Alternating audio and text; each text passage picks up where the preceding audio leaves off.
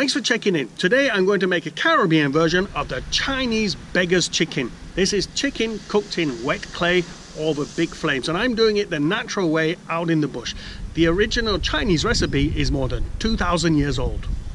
I'm driving to the northern part of the island where the Atlantic Ocean meets the Caribbean Ocean. Up here, apparently they have quite a few fowl, chicken. I'm kind of hoping that I can test out my bow and arrow today and see what we can catch. Now for this chicken hunt, fowl hunt, my hunting gear is a traditional Indonesian tribesman's bow and arrow. I've had this hunting gear for about 20 years.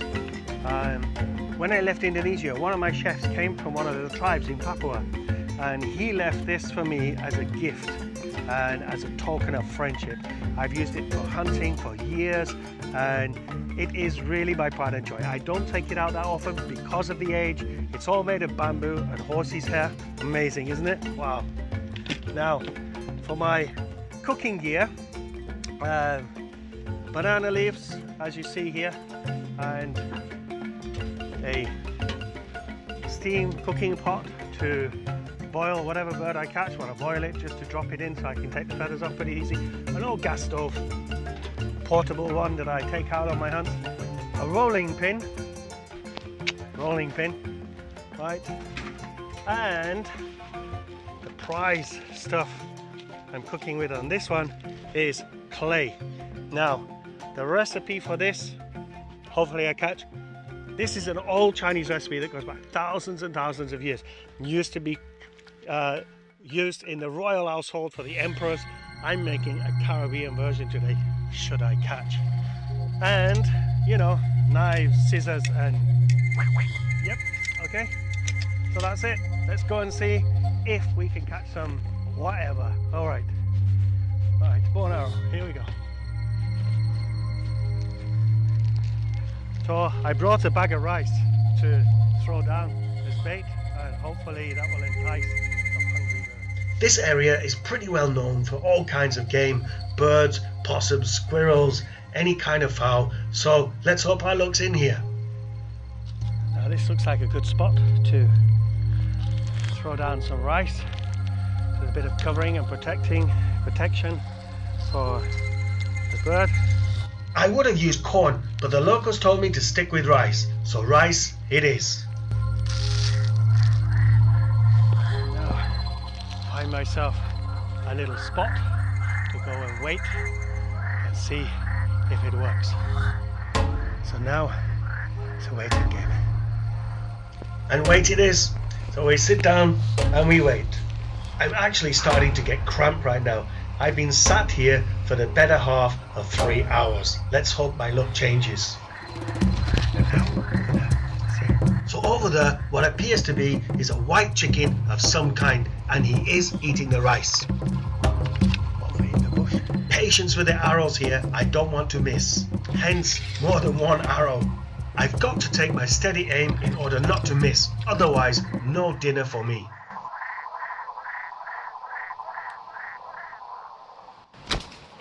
And one more shot, just for good measure, just to make sure. Dinner, breakfast. Now, the fast kill. Breaking the chicken's neck is very fast and painless. That's it. Just pull the chicken's neck back in a 180-degree angle, just like so. One to the chest, one to the neck, and broken neck. Fast kill. Not that fast to kill, but 2 arrows and a broken neck, that should do it. The heat is at its peak, it's almost lunchtime, I'm very, very hot and dehydrated. It's time to think about this recipe and my lunch and what I'm going to do with this. I can't wait to try this. It is very, very hot. Right. So I'm going to pop the chicken. He's about as bold as me, that one, look at that. I'm going to pop the chicken in here, and the hot water is going to loosen up the feathers so I can pluck her. Just like that. Okay. Just under boiling is actually perfectly fine. We'll leave that for about 2-3 minutes. Yeah. Put the lid on. and take a well-deserved breather.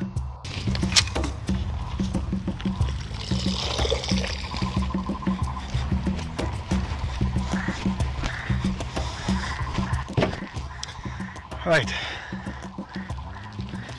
see, it just falls off just like so, and if it's too hot for the fingers, just leave it to cool for 5 minutes. The feathers are just simply sliding off. Unless you're dead hard. The whole plucking process doesn't take more than 10 minutes. With a bit of practice, of course. Right, one more time in the hot water. This is the process. Follow me. That will remove the excess feathers. You just need to dunk this in and out for a few seconds. Now, the gutsies. I don't suppose this is anyone's favourite job in the whole wide world, certainly not mine. As you can see by the look on my face, not my favourite job. Ugh. Dunk it one more time just to clean out the blood and guts. Right, the clay. Hence the reason I'm wearing plastic gloves, actually, just in case you were wondering. And the rolling pin needs some water. Some of my drinking water. Just like a piece of puff pastry and flour, the flour stops the puff pastry from sticking to the rolling pin. The water does the same. Now, in order to use my banana leaves,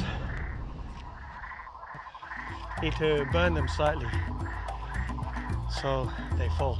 When you're cooking outdoors in these kind of temperatures, it's really important to keep hydrated. So one. I am hot and out of breath here. The banana leaf acts as a barrier between the bird and the clay, bringing a nice banana essence and fragrance to this chicken. Right, so for my garlic. Stuffing the cavity brings extra fragrance to the bird. The garlic going straight inside the cavity. Got my box of herbs here. Cinnamon sticks, also up the bum, yeah, up the bum. Got plenty. Oh, there's some nice flavours in there. Okay, put that on the side. Some tangerine salt. Made of dried tangerine skin and salt. That's going inside the cavity. Just salt, like that. Yep. And coconut oil. You see in the Caribbean, and using an awful lot of that stuff. It's absolutely divine. You know? Right. And some mix of spices, some paprika. Yep. And we have some garam masala. Yeah, some nice Caribbean spices here. There's some onion powder in the cavity. Sweating buckets here. It is rather warm, as I've said. Some ground cloves. Some celery salt. I need to double check then. Right. And we have now nutmeg powder, coriander powder. Wow. And don't be shy with the over salt. This is a masterclass of Caribbean spices and herbs that's really going to complement the clay and the banana leaves. That's my tangerine salt. Yummy. Right. It's now time to place the banana leaves on the top. The banana leaves will seal in all these beautiful Caribbean spices. Now, back over one more time with the banana leaves. Don't burn your plastic gloves. You can use any leaves. You can use, if you don't have this but you have clay at home, use tin foil. Well, there you have it. We are ready to pop the rest of the clay. Turn that off before I set fire to my Jeep. It's now time to seal in the clay. The clay, in case you're wondering, is 3 parts clay to 1 part chicken. The clay acts as an oven and seals in all the flavours. Right, follow me to the fire. This is rather heavy.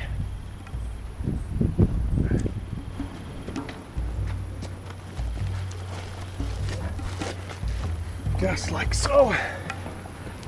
Put the wood. Now, the secret is to build a fire. throw it on and let the burning begin. The process is actually the same as making pottery. The kiln seals the clay seals in all the flavour of the chicken. In a good steady fire, the cooking process usually takes approximately 1 hour with that size chicken. Now, having freshened up, it's time to see if my chicken's cooked. And there's no going back from this, so once you've opened it, you've opened it. So it's a one-shot stop, okay? Right. So I'm gonna have to pull it out, and this is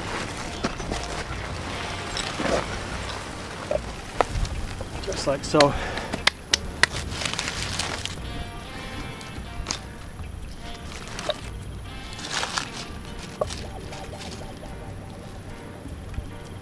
Right.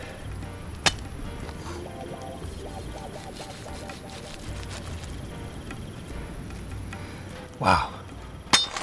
So I've invited my camera lady, Josephine, as she's been salivating all day watching me film.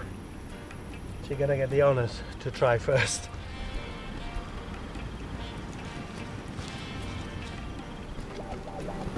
Delicious. That looks soft.